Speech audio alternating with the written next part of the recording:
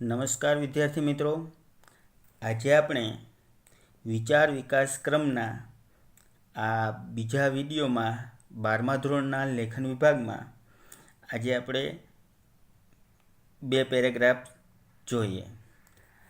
આપણે આજે પહેલો પેરેગ્રાફ એ ઉછીનું માગનારાઓ, આપણા ગુજરાતીમાં જે છઠ્ઠો પાઠ છે, છઠ્ઠી ઇન્ડેક્સ ઉછીનું માગનારાઓ, જે હાસ્ય નિબંધ છે, એમાંથી પહેલો પેરેગ્રાફ લીધેલો છે.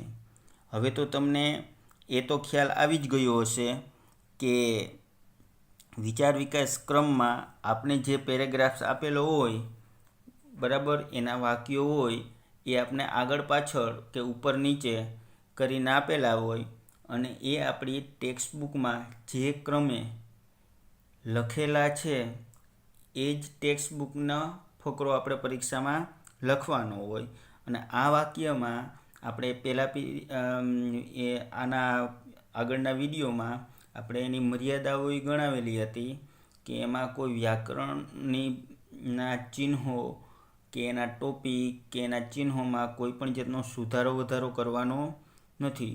જે આપણે પેરેગ્રાફ્સમાં આપેલા છે એ ચિહ્નથી ઉપાડવાનું છે અને એમાં જે ચિહ્ન છે એ જ ચિહ્નમાં લગાડવાનું છે. આપણી જાતે આમાં કોઈ પણ જાતનો સુધારો વધારો કરવાનો નથી. રસોઈ હોય તો એ રસોઈ જ રહેવા દેવાની છે, એને કોઈ દીર્ઘઈ કરવાની નથી, કારણ કે આ લેખન વિભાગ છે.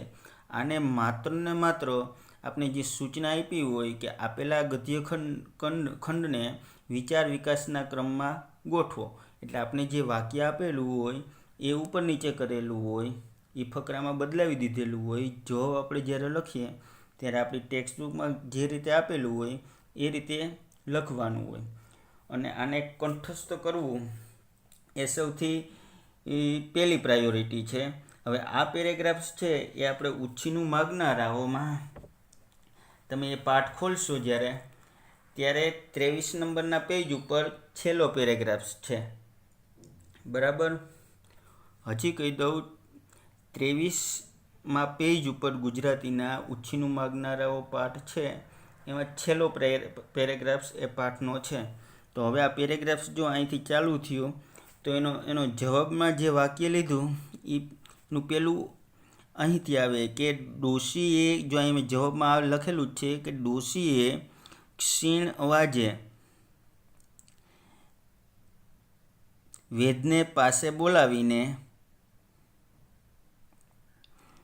ધીમે ધીમે તેના કાનમાં કહ્યું. તો જો એ અહીંથી વાક્ય ચાલુ થયું.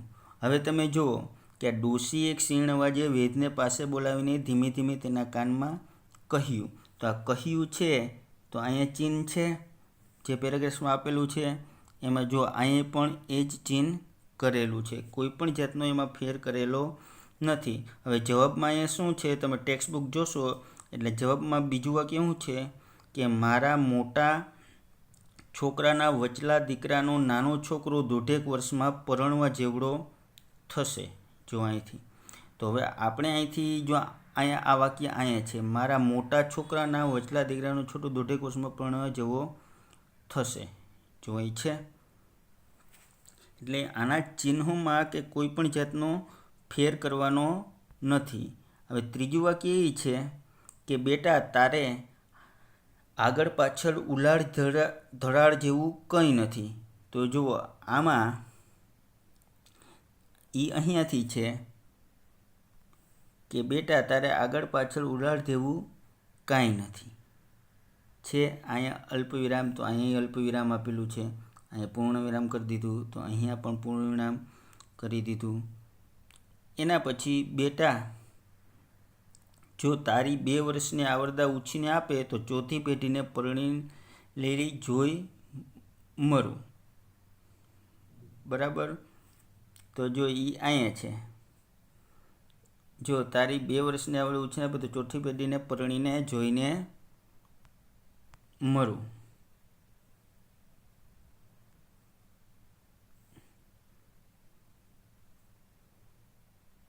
જો એ ન્યા સુધી છે. તો આનું આપણો કહેવાનો મતલબ એમ કે આ પેરેગ્રાફ્સમાં આપણે જ્યારે વાક્ય ગોઠવીએ ત્યારે ચિહ્ન, આપણા ભાષાના જે ચિહ્નો છે એ ચિહ્નો જે આપણે આપેલા છે એ જ ચિહ્નોનો એમાં ઉપયોગ કરવાનો. એમાં કોઈ પણ જાતનું ચિહ્ન, આપણે દેશી ભાષામાં કહીએ કે પ્લસ માઇનસ, એમાં સુધારો એ નથી કરવાનો, વધારો એ નથી કરવાનો, એનું આગળ પાછળ પણ કરવાનું નથી.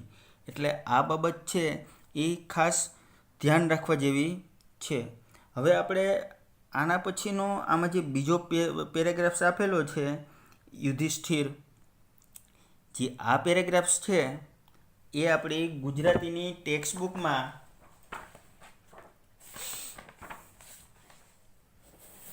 10મો પાઠ છે યુધિષ્ઠિર યુદ્ધ વિષાદ, બરાબર, એક નાટ્યાંશ છે, એમાંથી આ પેરેગ્રાફ્સ લેવામાં આવેલો છે. અને આ નાટ્યાંશમાં જે આ પેરેગ્રાફ્સ છે એ 41 નંબરના પેજ ઉપર, યાદ રાખજો, 41 નંબરના પેજ ઉપર યુધિષ્ઠિર ડેશ કરીને ફકરો છે, એમાં આ આપેલું છે. હવે જો તમે ટેક્સ્ટ બુક ખોલશો ત્યારે એમાં અહીં જો અહીં જવાબમાં અહીંયા કીધું છે યુધિષ્ઠિર ના પાંચાલી કઠણ કાળજું કરીને કહું છું 100 વાર ના. તો જુઓ અહીંયા યુધિષ્ઠિર આખા પેરેગ્રાફ્સમાં તમે જોશો ને તો યુધિષ્ઠિર અહીંયા છે, અહીંયા પ્રથમ. પણ તમે જોયું કે અહીંયા છે ને આ ગુરુ વિરામ કરેલું છે, બરાબર, એટલે યુધિષ્ઠિર ન્યાથી લીધું, બરાબર. અને એના પછીનો જે આ ના છે ઉદ્ગાર ચિહ્ન સાથેનો, તો એ અહીંથી લીધો. જો ના પાંચાલી કઠણ કાજુ કરીને કહું છું 100 વાર ના. એટલે મારો કહેવાનો તમને મતલબ એ છે કે યુધિષ્ઠિર પછી જો ચિહ્ન છે, ઓછું ના આણશો એવું નથી, અહીં ગુરુ વિરામ છે, બરાબર. તો એ પણ ફકરો અહીંયાથી જ લીધેલો છે. અને એના તમે જે પોઈન્ટ છે અહીં ના પછી ઉદ્ગાર ચિહ્ન છે તો એ ઉદ્ગાર ચિહ્ન આવે.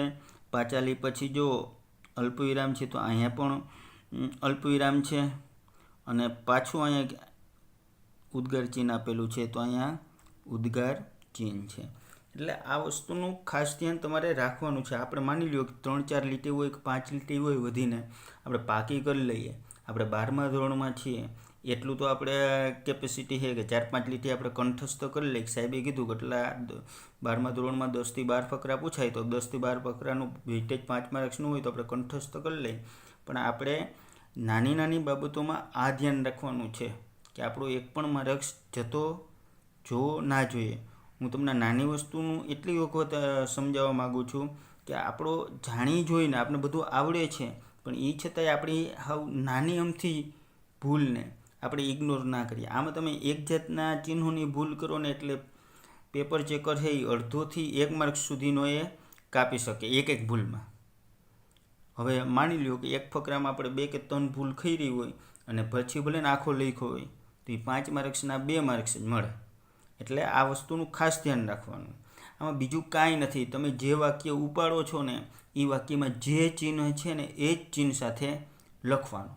એમાં કોઈ પણ જાતનું સુધારો વધારો વત્તા ઓછું આપણે એમાં કરવાનું નથી. હવે એના પછીનું આપણે આગળ વધીએ એમાં. તો અહીં જબમાં શું કરશું, ઓછું ના આણશો, બરાબર. તો હવે અહીંયા જો અહીં સુધી આપણે પૂછ્યા હતા ને કે ઓછું ના આણશો. તો જો અહીંયા જવાબમાં આપણે એને ક્યાંથી લીધેલો છે કે ઓછું ના આણશો, તો જોઈએ અહીંયા છે કે ઓછું ના આણશો, બરાબર. હવે એના પછી આ 3 ટપકા છે, બરાબર, એને લોપક ચિહ્ન કહેવાય. કે જો અહીંયા 3 ટપકા કર્યા એના પછી તમારું અપમાન મને પણ સળગાવી દેતું હતું. તો આ પેરેગ્રાફમાં તમે જોવું જોઈએ કે તમારું અપમાન મને સળગાવી દેતું હતું, તો જે અહીં છે તો એ પ્રમાણે છે. હવે અહીં તમે જુઓ એક ડેશ છે, આપણે એમને દૂર કર્યા પણ જ્યાં જશે ત્યાં એ જ અભિમાન એ જ ક્રૂરતા બમણા વ્યક્તિ કામ કરશે. તો આ સામાન્ય ડેશ છે એ આ જવાબના પેરેગ્રાફ્સમાં તમે જુઓ તો જે અહીંયા આવે. એટલે અહીંયા તમે જોયા ઘણો વ્યક્તિ કામ કરશે. એટલે કહેવાનો મતલબ એમ કે આપણે જ્યારે લખીએ ત્યારે આનું ખાસ ધ્યાન જોઈએ અને આ પેરેગ્રાફ્સને આપણે કંઠસ્થ કરતા જઈએ. તો મિત્રો, આજે આપણે પાછું રિપીટ કરી દઉં. ઉછીનું માગનારાઓમાં પહેલો પેરેગ્રાફ આપણે જે ભણ્યા એ ઉછીનું માગનારાઓ તમે પાઠ ખોલશો તો એ પાઠના અંતિમ પેરેગ્રાફ છે છેલ્લો, અને આ યુધિષ્ઠિર યુદ્ધ વિષાદ એ પેરેગ્રાફ્સ વચ્ચે આપી દીધેલો છે. મેં તમને પેજ નંબર એ કીધા, એમાંથી જોઈ લેવાનું. અને આ બંને પેરેગ્રાફ્સ આપણે આપણી ગુજરાતીની ફેરબુકમાં લખવાના અને સમયાંતરે એને કંઠસ્થ કરતા જવાના. આમાં છે કાંઈ નહીં, પણ આનું વેઇટેજ 12મા ધોરણમાં 5 માર્ક્સનું છે. એ ધ્યાન રાખવાનું અને આને કંઠસ્થ કરવાનું. આભાર.